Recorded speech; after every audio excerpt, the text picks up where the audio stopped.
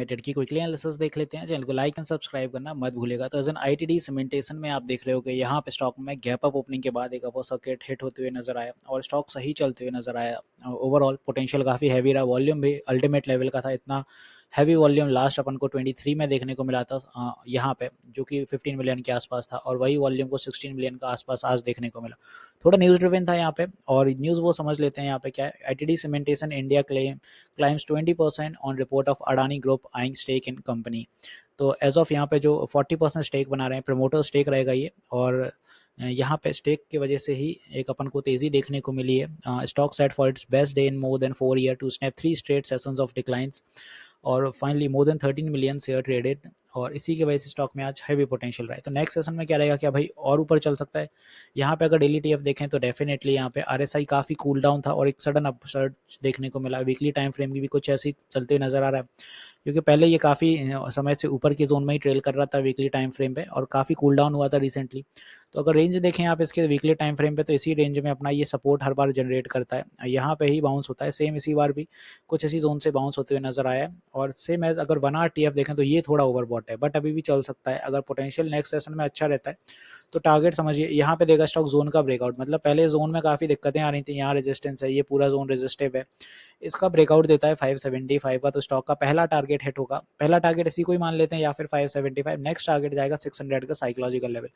तो ये दो टारगेट आते हैं। 600 निकलता है तो फिलहाल 610 के आसपास के टारगेट हैं, और 610 के बाद 625 फिलहाल यही लेके चलते हैं अपन, क्योंकि साइकोलॉजिकल लेवल निकलने के 5-10 पॉइंट सेलिंग थोड़ी ज़्यादा देखने को मिलती है, तो ये अपने रेजिस्टेंस रहेंगे। और अगर यहाँ पे कुछ अपनी सेलिंग बनती है, जैसे मान लीजिए 600 नहीं निकल पा रहा है, तो ये सी जोन में कंसोलिडेट करेगा फिर, क्योंकि यहाँ पे स्टॉक सपोर्ट बनाने की कोशिश करेगा तब रैली कर पाएगा। क्योंकि अगर वापस इसी जोन में तो फिर वीकनेस है, मतलब ही गया रहा फिर।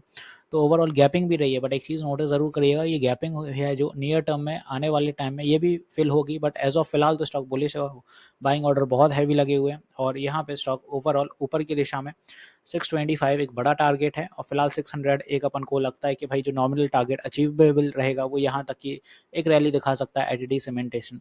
तो आई होप यहाँ पे ये कुछ आपको चीज़ें क्लियर हो गई। मंथली टाइम फ्रेम के अकॉर्डिंग अगर देखें तो स्टॉक अभी भी बहुत ओवरबॉट है। यहाँ पे अगर आप नोटिस करते हैं तो 90 ट्रेल कर रहा है, क्योंकि स्टॉक में आप देखो यहाँ पे कंसिस्टेंट स्टॉक मंथली टीएफ के अकॉर्डिंग एक अच्छी रैली करते ही जा रहा है। 85 रुपीज़ का था ये 1 मार्च 2023 को, और वहाँ से चलते चलते स्टॉक पहुँच गया है यहाँ पे 580 डेज़ में 590% ऑलमोस्ट रिटर्न निकाल के दिए हैं इधर।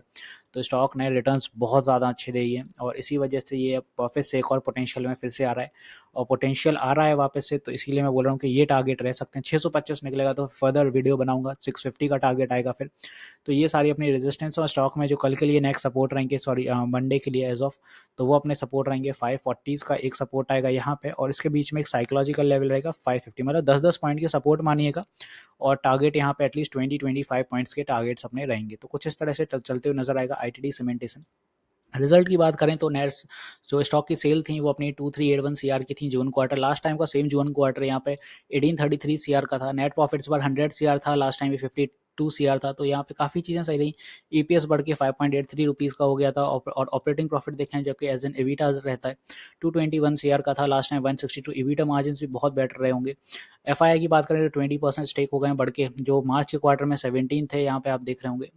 और इसी के साथ साथ एफआई में जो स्टेक है वो MIT 238 पेन एसोसिएट और कैनेडियन इमर्जिंग मार्केट्स के हैं। डीआई में स्टेक हालांकि यहाँ पे अभी थोड़े से बढ़ते हुए नजर आए, 1.82 से 2.44 कर दिए। इसमें फ्रैंकलिन और निपन के ज़्यादा अपन को स्टेक देखने को मिल रहे हैं। तो कुछ इस तरह से चलेगा आईटीडी सीमेंटेशन। तो आई होप यहाँ पे मैंने सारी चीज़ें क्लियर कर दी। ईएमए के साथ अभी देखा जाए तो बुलिश है स्टॉक, और ईएमए सपोर्टिव है। वीकली टाइम फ्रेम के साथ भी देखें तो ईएमए सपोर्टिव है।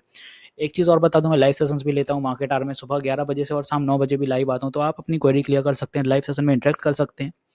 यूट्यूब पर स्ट्रीम होता है, फ्री ऑफ कॉस्ट होता है। तो मिलते हैं नेक्स्ट वीडियो में। This is me Shubham Yadav signing off.